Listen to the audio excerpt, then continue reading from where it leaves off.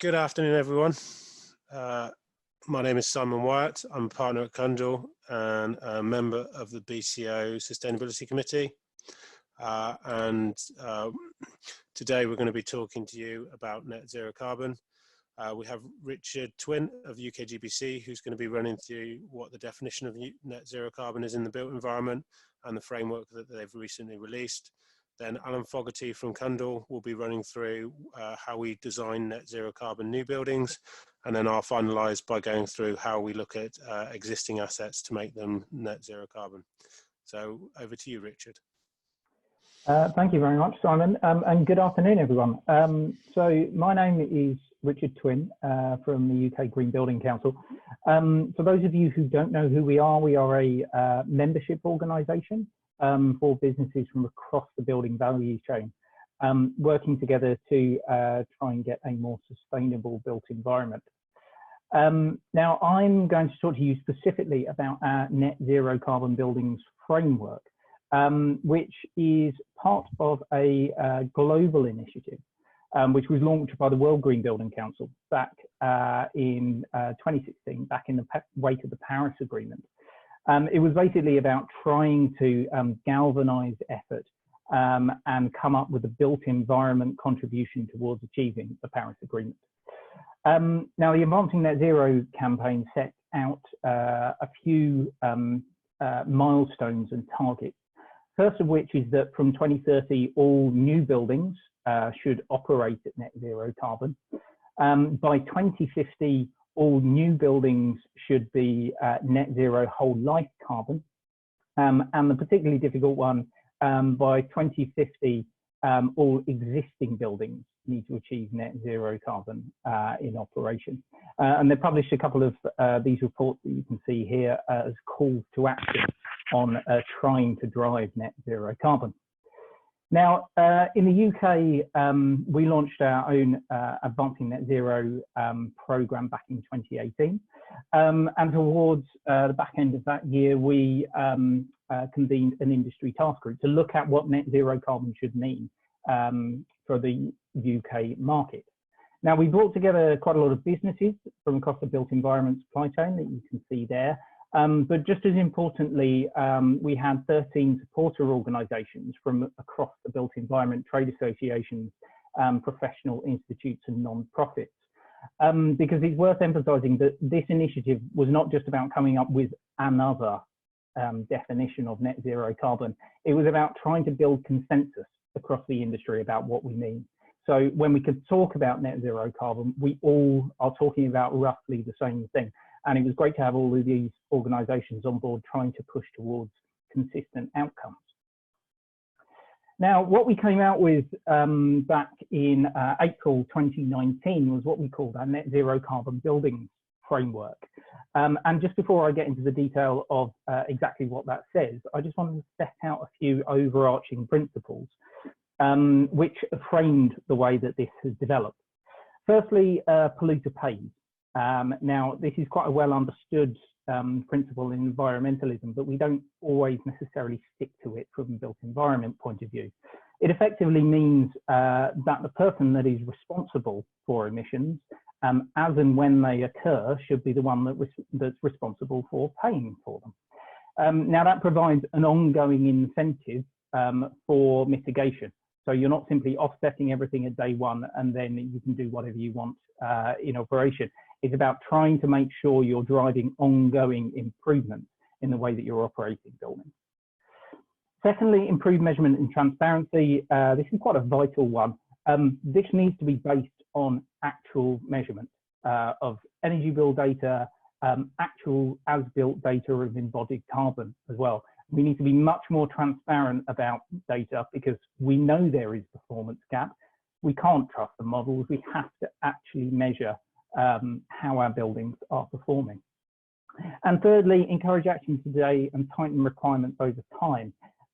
This is a very complex area, and so we can't necessarily come up with all of the answers immediately. So what we said was, we'll set out a high-level framework of principles and work over time to increase the level of detail that's included. Now, one good example of that is in the scopes for net zero carbon that we set out. In the framework, we set out 3 different scopes for achieving net zero carbon for built assets. What you see here is a very simplified version of a life cycle assessment of the impact of buildings. The 3 definitions we set out were firstly net zero carbon for construction.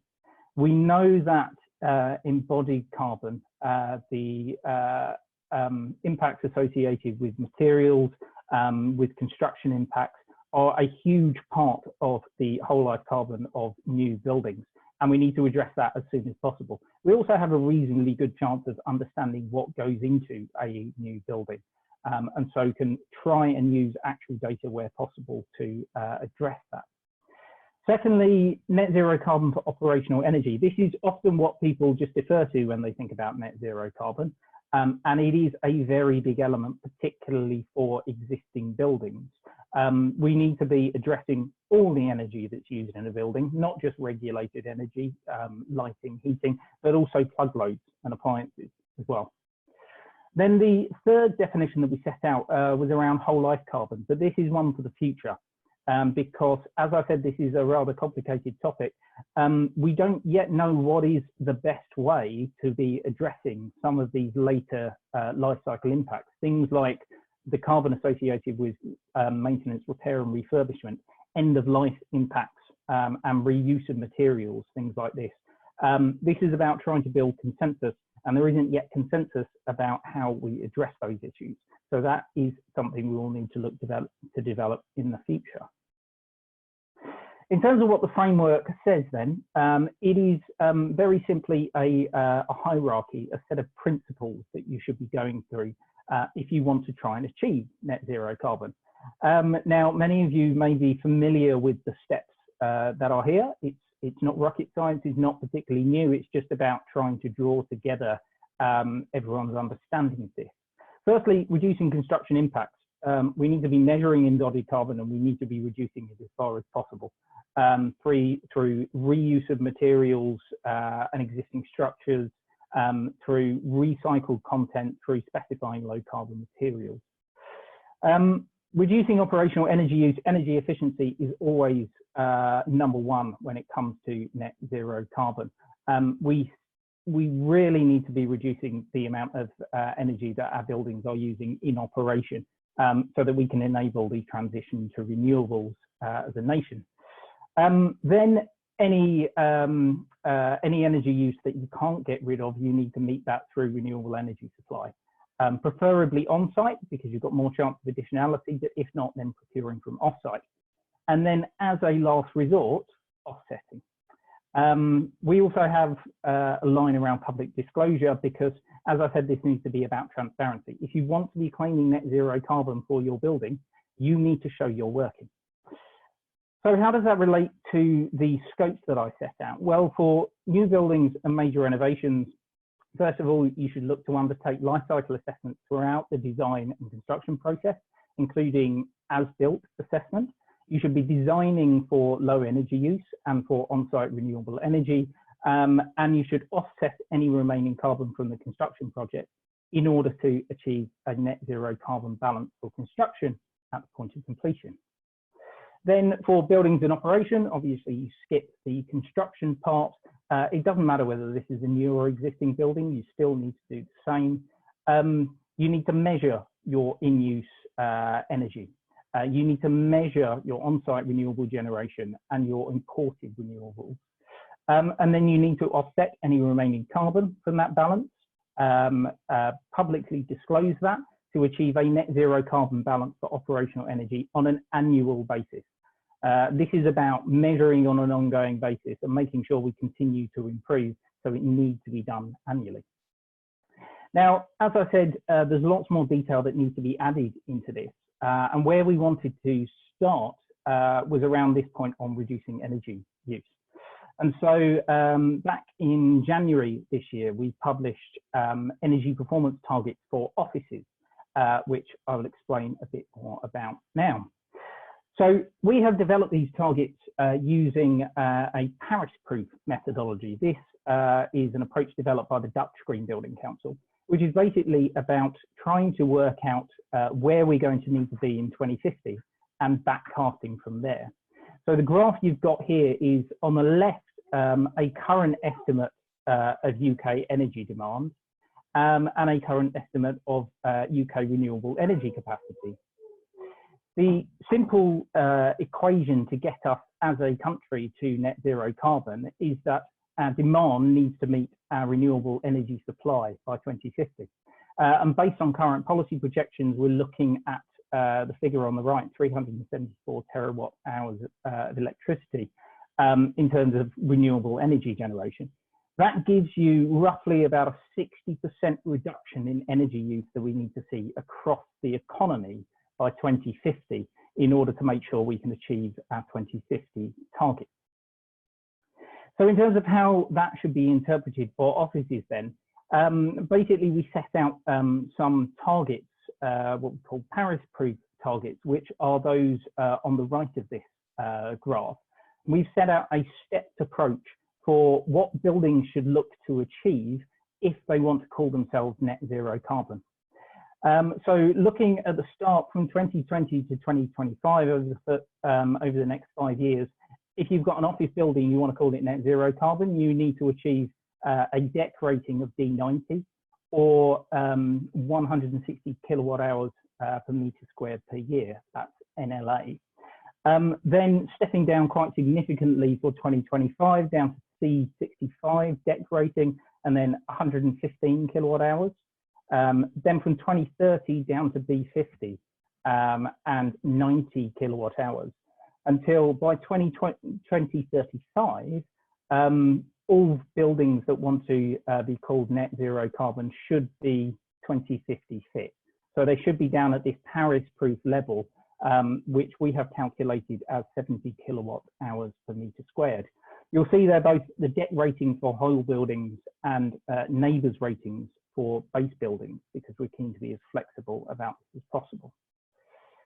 Now, the idea is then, here are the figures that sit behind that graph, that for a building or for an office building seeking to achieve net zero carbon in operation, they should seek to meet or exceed these energy performance targets for the particular year.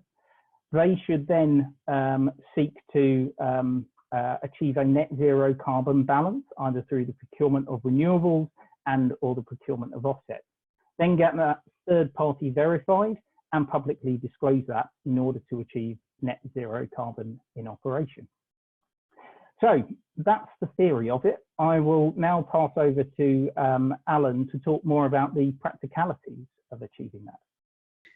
So a target of 70, what does that actually mean in terms of design?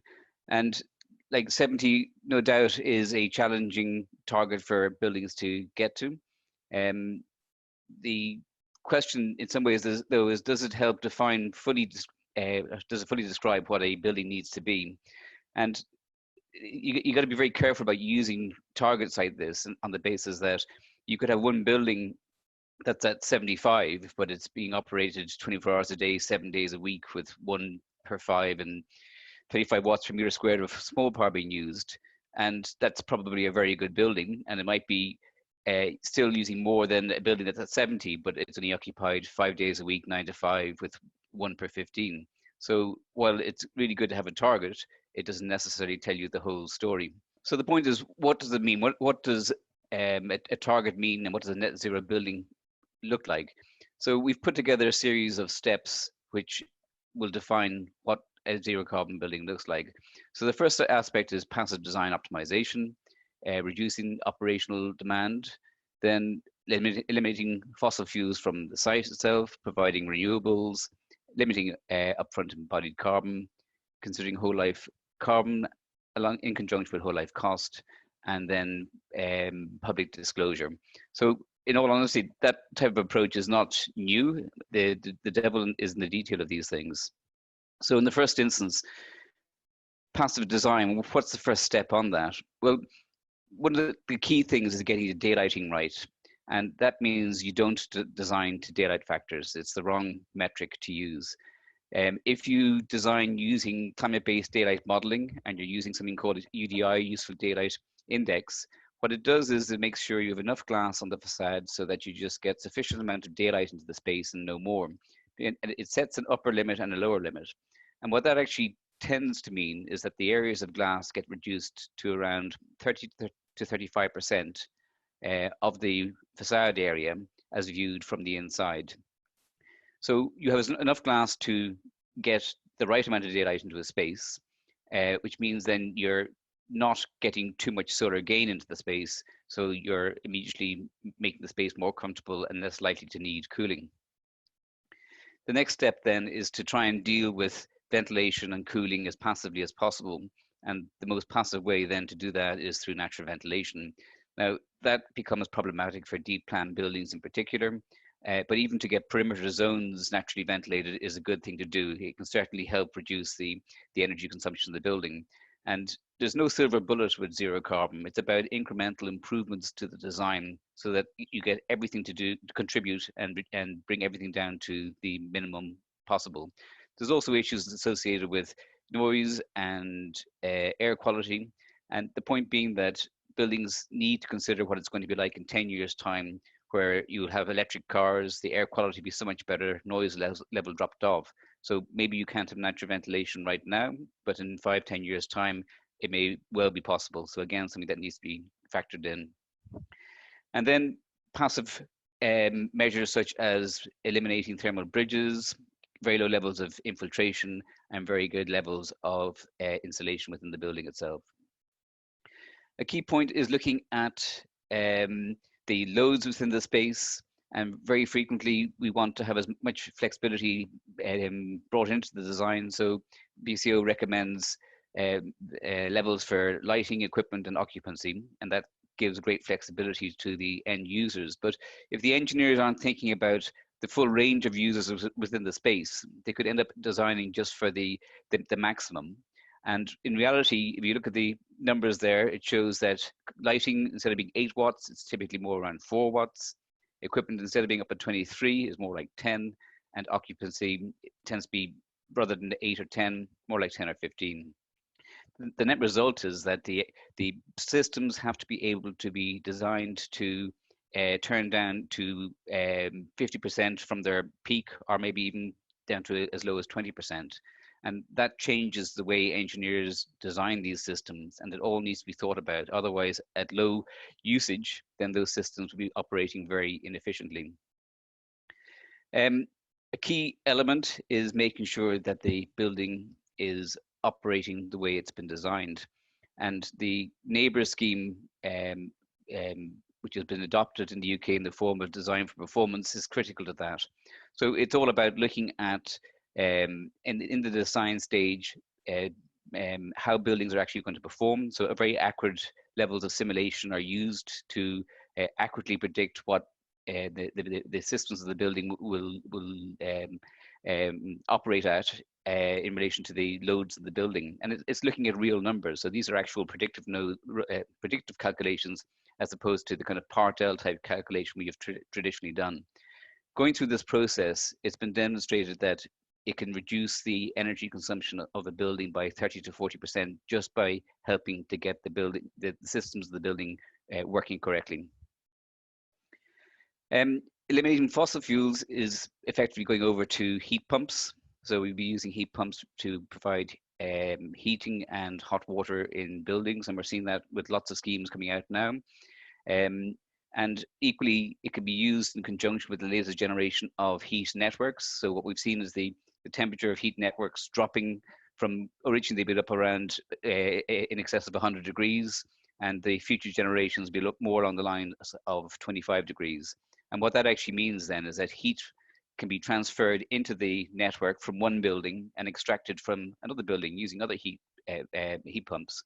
So if a building needs to be cooled, you cool it, and then you recycle that heat in another building. So you're making maximum use of the energy, not simply rejecting stuff to atmosphere as we would have done traditionally. And it's these marginal improvements that are all going to make a massive difference in terms of being able to get to this really low level of energy consumption. And then renewables on site is very desirable. To maximize the performance of these, we need to use battery storage so that the energy can be used on site when it needs to be, when it's needed, as opposed to just when it's available when the sun is shining. Embodied carbon is very important, already mentioned. And as we go forward, we'll see the operational energy dropping off, which means then that the embodied carbon itself has a greater component. So at a certain point in time, it will be one of the key elements in terms of the carbon content of a building. And when you look at embodied carbon, there's a whole series of steps, and it takes place over a long period of time. So it's going from cradle to the grave. And there's a whole series of processes, transportation, and everything else that goes into the material itself. But one of the problems with this is that a lot of the materials we use in construction in the UK are imported from other countries. And even if we are bringing our carbon content down in terms of the grid and transportation and everything else, other countries aren't necessarily keeping at the same rate. So the embodied carbon will be more stubborn in terms of a problem trying to reduce the carbon content of it.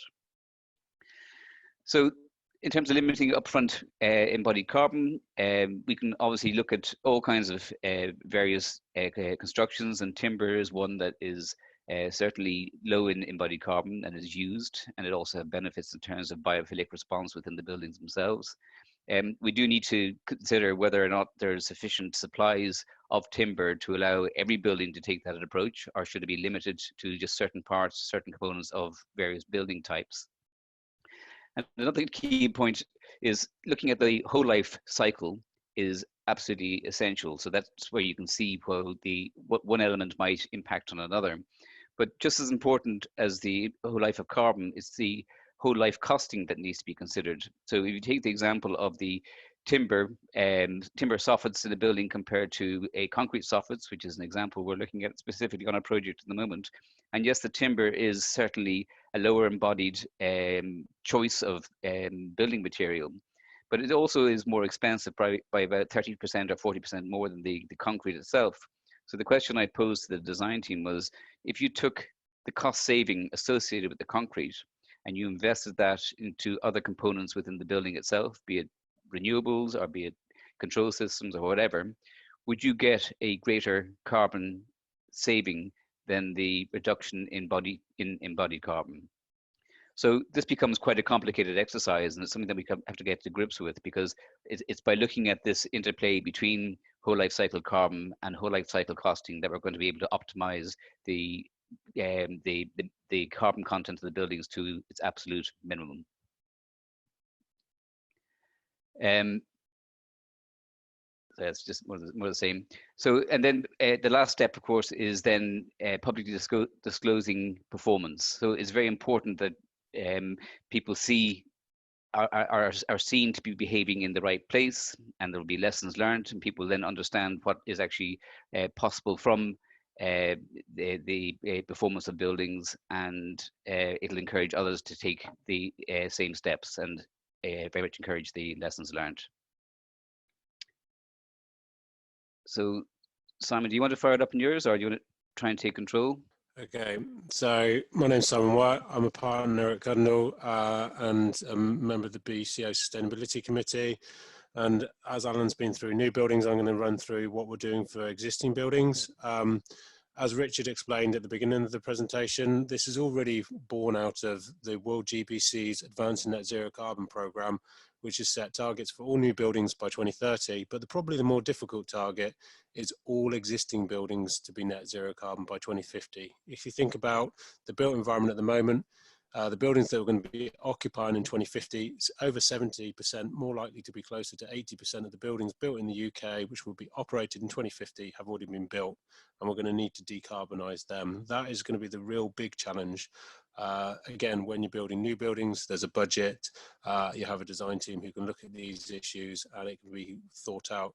The big challenge is going to be, how do we hit the energy intensity targets and carbon targets which have been set out in the UKGBC framework and other frameworks like LETI without a whole new design process. It needs to be taken at a building by building approach, and there needs to be capital made available in order to do that. And the first question is always, well, where is this capital coming from and why is it important? And I think that's where we need to probably just do a quick recap of what the drivers are for this. So some of the key drivers are from central government. So last year, the UK government declared a climate emergency and amended the Climate Change Act to be net zero carbon by 2050, compared to their previous target of an 80% reduction, which means that every sector now has to do deep decarbonisation. There's nowhere to hide. So things like aviation, which were considered difficult, will now need to decarbonise, and existing buildings, which were generally hiding and just saying this is someone else's problem, it's too difficult to solve for buildings, we're going to have to look at those and resolve them. This is a legally binding requirement for government, and obviously if they have a legal requirement to achieve this, they're going to be passing it on to the industry, and over time we expect them to be setting financial penalties for non-compliance with these standards. After the UK government announced their climate emergency, all the regional authorities have actually come out and declared their own climate emergencies and tried to be more ambitious, declaring to be net zero carbon by 2028, 2030, 2038. They don't really have ideas on how they're going to actually do it in this timescale. But again, if you're going through the planning process, you expect to see much more stringent requirements so they can hit these targets. And even existing buildings in these authorities will need to decarbonise by those dates. So there, again, there'll be financial pressures and penalties for non-compliance.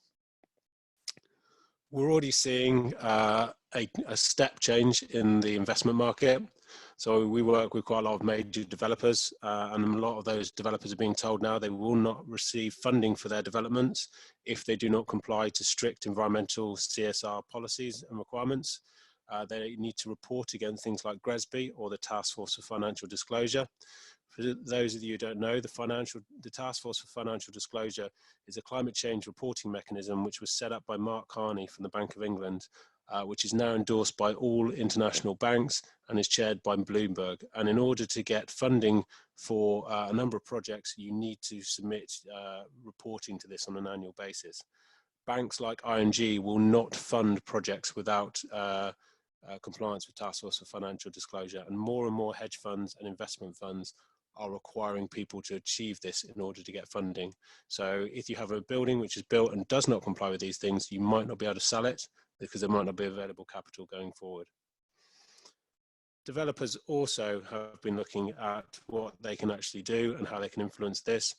And most Grade A developers in the UK have now signed up to either the UK Building Better Partnerships, climate change commitments, or the World Green Building Council's net zero carbon commitments, which require them to be net zero carbon businesses and to have net zero carbon portfolios by 2030 and have route maps in order to achieve it. So they're setting themselves extremely challenging targets and are working towards achieving them at the moment. And finally, we're seeing a real drive from the occupier market. So I'm working with a few investment landlords, and they've actually had tenants come to them and say, we have set a science-based target to be and want to be net zero carbon by 2030 or 2025. What is the built environment going to, what is your building going to do in order to enable us to meet that target? They're realizing that the building is a significant proportion of their carbon footprint, and some are even threatening to leave if landlords cannot demonstrate how they're going to achieve it. And we expect this to continue in this vein going forward. So there are drivers pushing this to achieve these standards. So what do you do if you have an existing asset or a portfolio of existing assets? The first thing we need to do is really understand where it actually performance is at the moment. So it's reviewing the energy performance. You can do that using your ESOFS assessments or doing deep energy assessments. And most UK building stock generally perform over 200 to 250 kilowatt hours per meter squared energy intensity. And we need to get down to the UKGBC or LETI targets going forward of around about 55 kilowatt hours per meter squared. Again, if it was a nice new building, you just set the target of 55 and do a design in order to achieve that. For existing buildings, it can be a lot more complicated. You might have sitting tenants, you might have new plant which has been installed in the last couple of years which you don't want to throw away, or you could have cladding replacement packages already in place. So what you're trying to do is set a pathway to net zero carbon. For each building, that will be independent and bespoke to that building. And some of them may be 10 years, some may be 20, some could even be 30 years, depending on the lease arrangements that are in the building. You can obviously target the easy wins first of all, so going after the natural gas. So it's not overly credible to claim to be a net zero carbon building whilst you're still burning fossil fuels on site. So that should be the first area that you look at. Look at how we can remove boilers, move over to heat pumps or district heating, 5th generation heat networks. That might be as simple as replacing the central plant, but more often than not, it will require significant changes to terminal units and the actual systems within the buildings. So that will be dependent on when occupiers move out, when you can do works around occupiers. So it all has to be factored in and programmed into the pathway. Another thing you probably will have to do eventually is look at re-insulating the building, looking at the facades. So as Alan said, a key focus we're seeing in order to hit these targets is a move towards natural ventilation for part of the year. So the building is probably going to be mechanically ventilated and sealed in winter for heat recovery, and then again sealed in summer for peak summer conditions in order to hit the comfort criteria. But for 60 to 70% of the year, there's no reason why they can't have openable windows and natural ventilation. The air quality and acoustics might be a problem from day one, but again, it goes into your plan in 10 years' time when everyone's moved over to electric vehicles. We should be able to open the windows and have much better air quality. So when you are doing cladding replacements, consider openable windows and how we actually achieve those. There's a whole raft of MEP solutions going through, replacing plant, optimizing plants, controls, that all have to be factored into your replacement strategy. But again, the key thing to remember here is we're not looking to just do like-for-like replacement. It's no good saying we'll take the existing chillers and replace them with a chiller which is 10 or 20% more efficient, because we're not looking for a small marginal gain of 10 to 20%. We're looking for a complete system change of reducing the energy consumption of buildings by up to 4 times what they are currently. And a big piece of that will be occupant behaviour and dealing with actual tenants. So there needs to be a conversation with your tenants to understand what is their net zero carbon journey. Some tenants are already on it, as I said, setting science-based targets and having their own targets and aspiration dates. Others will be less inclined to be involved and will just want business as usual. So it's going to be looking at how we can reduce internal gains, set green leases, giving them advice and guidance for green fit outs, and really moving them in the right direction, because without their engagement, we cannot achieve net zero carbon. So what it looks like will be basically some steps down to net zero carbon. So it'll be plant replacement, fabric replacement, changing over to natural ventilation for periods of the year, and then also a big piece around behaviour change and occupant engagement. Obviously, for most existing buildings, unless you're doing major refurbishment, that won't all happen at the same time. So it's planning when you're going to be doing it. So the first step is doing the roadmaps and reviews, then replacing some central plant. And then as tenants move in and out, is doing works on the floors, works to the facade, setting openable windows, and then the date when you can actually open those windows. Again, remember, most of those are aiming for net zero carbon by 2030 or 2050, so you don't have to do everything at once. You can set a reasonable timescale for doing that. And then the last piece, as Alan and Richard both explained, is the public disclosure. So every year, every building should be reporting its carbon footprint. So when it's built, it should report its A1 to A5, and then every year going forward after that, it reports the B modules, its in-use carbon and its operational carbon. There are major hurdles, obviously, when buildings have things like data centers, large commercial kitchens. They do take away a lot of the carbon budgets, and occupants themselves are probably one of the most difficult things to manage and control, but it all needs to be thought about and phased into a proper program. But what we're seeing across the industry, everyone's coming to us and saying, well, how can we afford this? This is adding additional costs. but we're already starting to see that the cost of inaction is greater than the cost of action. We've seen the effects of climate change hitting businesses and communities around the world, in the developed world as much as the developing nations.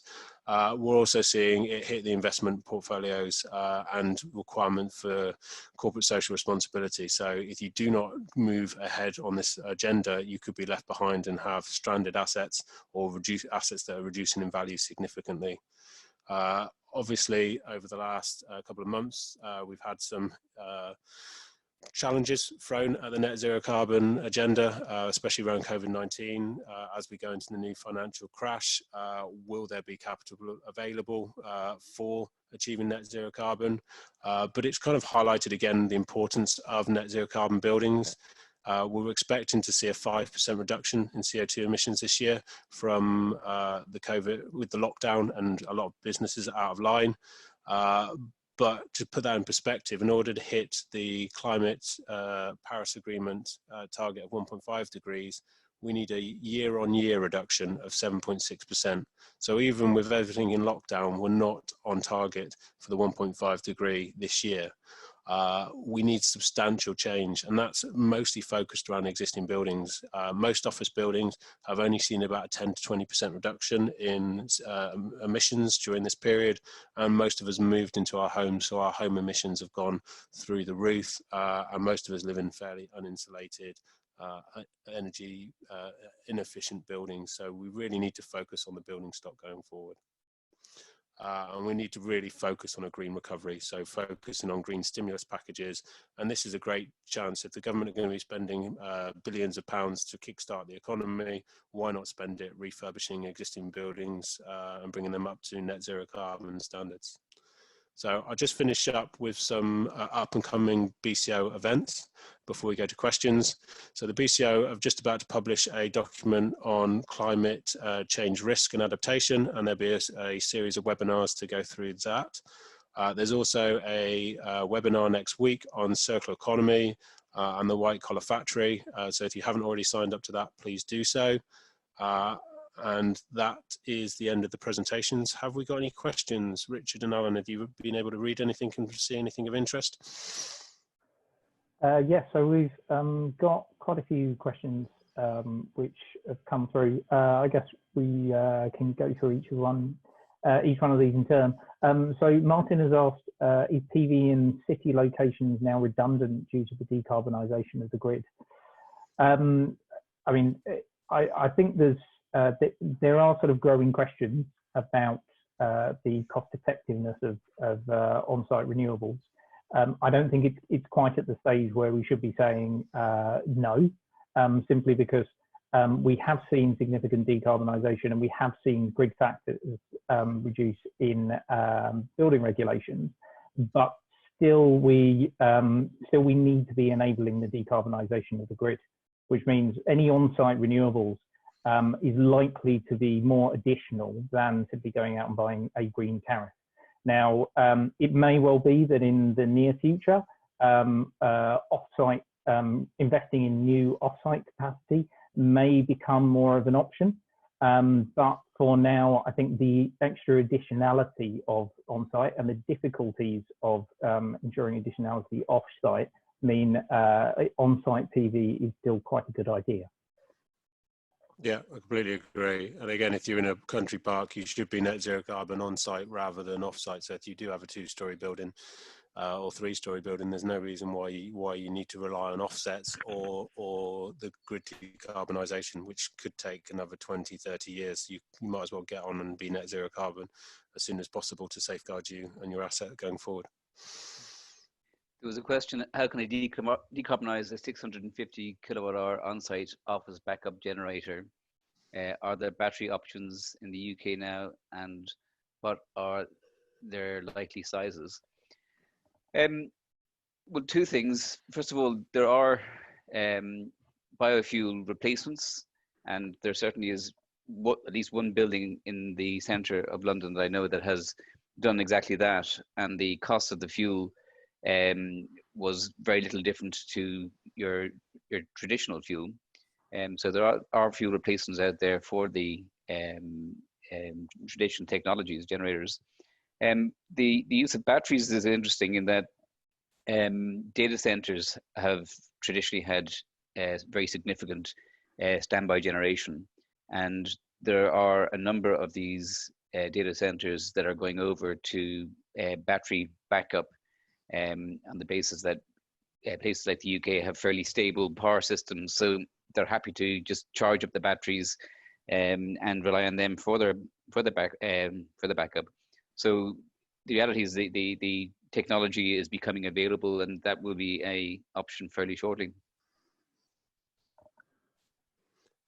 Well, there's a question around the watts per square meters that are being used for design calculations and occupancy densities. There is a piece of research going on between the BCO Technical Committee and the Sustainability Committee to try and align them more closely with the UKGBC and LETI frameworks, so that we give developers best, more update guidance on what they should be using in their design calculations. The guide, which was published last year, is an online guide, so it can be updated, and we're expecting to hopefully either give additional guidance or do a slight modification to the guidance in the next few months on that. There's another question here about carbon profiling. So I'm assuming this is referring to embodied carbon assessment, and specifically how do we agree how we actually measure this and whether it's being discussed at an industry level. So this is something which is gaining an awful lot of momentum at the moment. There are lots and lots of industry groups working on trying to create more consistency in the methodology and the data sets which sit behind life cycle assessments. There are already a growing number of agreed standards, the likes of EM 15978, an international standard on life cycle assessment. There is the RICS methodology on life cycle assessments, and there is likely to be a bit more consistency about data, hopefully, soon, as we start to see, in particular, local authorities starting to introduce requirements around life cycle analysis. So Greater London Authority have just introduced a requirement for major developments to undertake whole life carbon assessments. And as part of that, they're producing guidance with Cundall, actually, on what sort of data sets should be used for that. So there should be more consistency coming, albeit it's a slightly confusing picture at the moment. There's a good question here. BCO Guide is the go-to for what office developers should provide tenants. How do we square the watts per meter square for small power provision from BCO with what is required to achieve the UKGBC Paris-proof EUI targets? Developers want to achieve net zero carbon, but are facing a barrier with tenant expectation and attraction. It's a very important point, because what people are expecting now and what they might expect in the future might be two different things.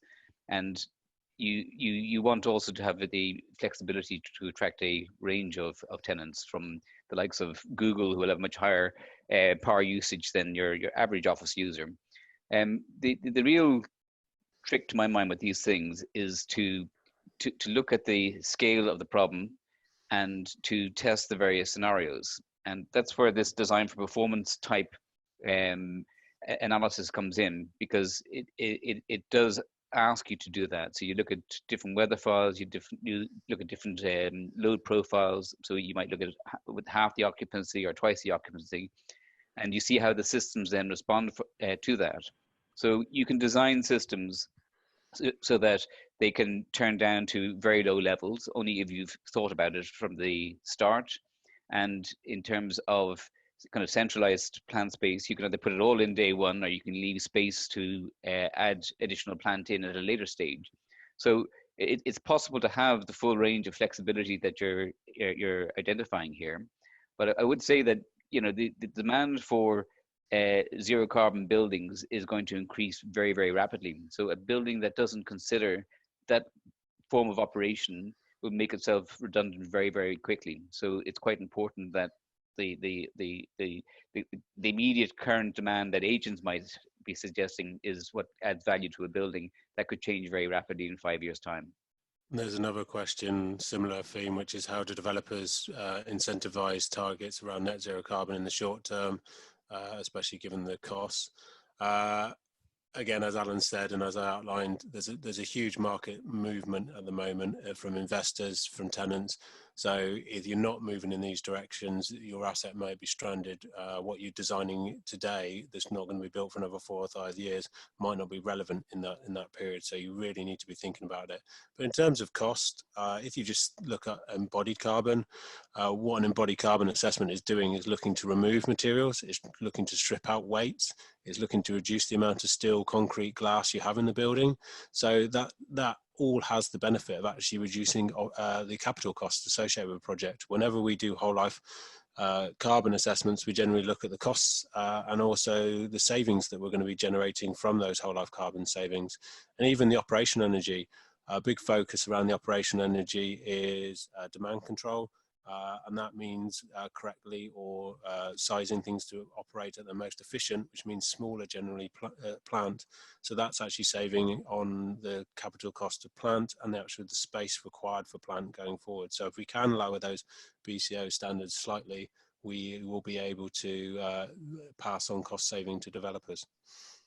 I think just adding to that as well, it's been interesting to see over the past 2 years or so that yes, the UK government has introduced a target for net zero carbon, but they have done very little else on this so far. In fact, most of the drive for net zero carbon buildings have come from the market and from the investment community. And it's things like TCFD and science-based targets, as Simon mentioned earlier, that are starting to have an impact on people's investment decisions. And the way people are looking at their own businesses, whether they're going to be in business in 10 years' time once government and regulation catches up. There's another one here. A major challenge is upgrading existing office buildings where there are a multitude of medium and long leases, making removal of existing plant very hard. How realistic is it to design to lower power usage assumptions when which is then a conflict with the BCO standards? Well, the last bit is what I was just saying about flexibility and considering how a building might operate under BCO maximum loads as well as the kind of much lower levels associated with zero carbon. But the idea, the issue of different lengths of leases and the difficulty it makes then upgrading buildings is an issue. I would say though, you can certainly take steps to look at the central plant, and we're looking at a building in the centre of London. We've done a study to see how we go about swapping out the existing chillers and gas-fired boilers and replacing it with 4-pipe heat pumps. And it's interesting because that particular building, there's a lot of heat demand in the building, a lot of banking tenants, and we can actually recover the heat from the cooling systems and reuse that heat in the building for hot water and for the heating in wintertime. And it actually proves to be a very effective way of dealing with the energy demands of the building. So there are options. We'll just do one more question. There's a question here on how important is the embodied carbon relating to MEP equipment, and are there methodologies for calculating it? At the moment, it's generally fairly poor. Most of the calculations for MEP in embodied carbon and whole life carbon calculations are done from benchmarking, not actual performance data. I'm actually the chair of the CBSE Knowledge Generation Panel, and CBSE have just commissioned a group to look at this in a fair amount of detail. So working with a number of universities, they're going to be looking at coming up with a better methodology for MEP going forward, and that will hopefully be in place in the next year or so. But it's a big challenge, because if you think about an air handling unit, you could have an identical air handling unit with exactly the same components, exactly the same makeup, materials and weights, but one has come from Italy and the other has come from Mexico. They will have completely different carbon footprints because of the transportation of the individual components during manufacture and also the transportation to site. And that generally is the problem with MEP. It's more about the transportation of different components rather than the actual materials that are used in them. So it's a real big challenge, but the industry are looking at it, and there's a number of working groups from CBSE, RICS and other organisations looking at this. Okay, unless you've got any final comments, Richard or Alan, I think we'll finish it there. Not for me, no. I think I've said enough. No, fine from me. Okay, thank you both, and I hope everyone enjoyed it. The slides will be live and the webinar will be live on the BCO website shortly. And again, if you haven't already signed up to next week's webinar on circular economy, please do so. Thank you all for your time.